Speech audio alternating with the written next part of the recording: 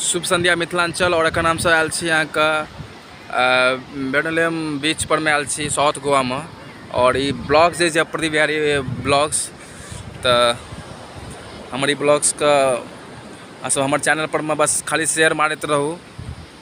और खास करके मैथिल श्रोता सबसे हमारी निवेदन रहत। और जैसे से मान लिया साउथ गोवा में अब तो कंटिन्यू जैसे से मान लिया माइड्रास जे ब्लॉग्स वीडियो बनावे के लेल काफ़ी मौका भेटत। और जते भी कंटेंट है, जते भी यूजर्स है, हर यूजर्स के लिए ऑफर है।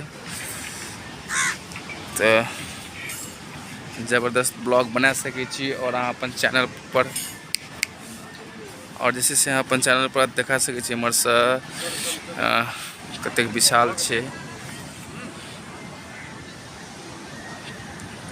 तो इस चैनल पर में जैसे से प्रदीप बिहारी यूट्यूब चैनल पर में खास करके जितने भी ब्लॉग्स आबत रहते हैं तो ब्लॉग्स को लाइक करूँ, शेयर करूँ और सब्सक्राइब करूँ। और सबसे बेसी खास करके प्रदीप बिहारी यूट्यूब चैनल पर में से की कहे छे से अहाँ सब बड़ बेसी शेयर करूँ।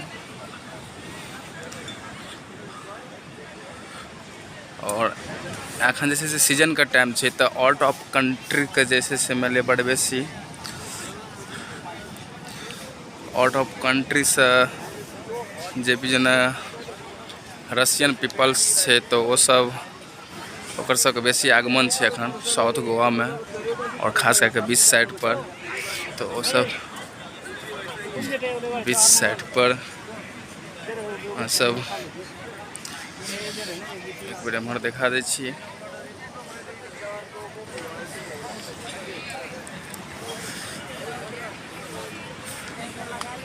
और ये देखियो ये किछ अलगे से समुद्र के जानवर छे, कैकड़ा छे।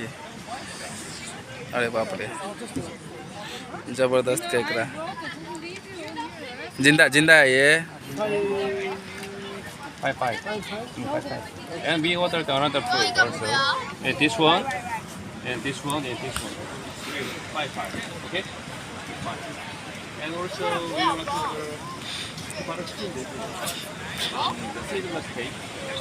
One seedless cake. ताई ब्लॉग्स देख लिए हमारे सबका खान। Beef.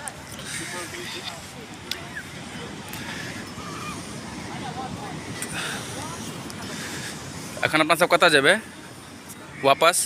वापस मेरिट। हाँ मेरिट में जेबे। मेरिट से वापस पणजी। पणजी से सीधा नॉर्थ गोवा। मतलब एत से नॉर्थ गोवा। हाँ हमार मीटिंग जे छै से खत्म। तो अहाँके मीटिंग ओतऽ खत्म भए जाए बाद जे छै से अपना सब नॉर्थ गोवा के रवाना हेबै। आ नॉर्थ गोवा में से सबसे बेस्ट जगह जे पणजी में छै ओतऽ कने काल अपना सब रुकबै की। और 5 मिनट के ब्लॉग ओतो बनायल जेतै जतेक हमर व्यूवर्स छै हुनका लेल। और तो ठीक है एक बेर अहाँ वीडियो का कनी एम्हर घुमाओ तो हमरा संग घुमाओ। हम प्रदीप बिहारी पूरा फ्रेश आबि रहल ना, क्लियर क्लीन एंड क्लियर या ना।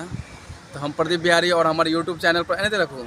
तो यूट्यूब चैनल पर में जैसे से मैंने बहुत कंटेंट और ब्लॉग्स आबत रहते हैं। तो अहाँ सब हमारे चैनल पर में हमारे जो भी कंटेंट वीडियो आबत है जो ब्लॉग्स का लाइक करूँ, शेयर करूँ और सब्सक्राइब करूँ। Thank you so much.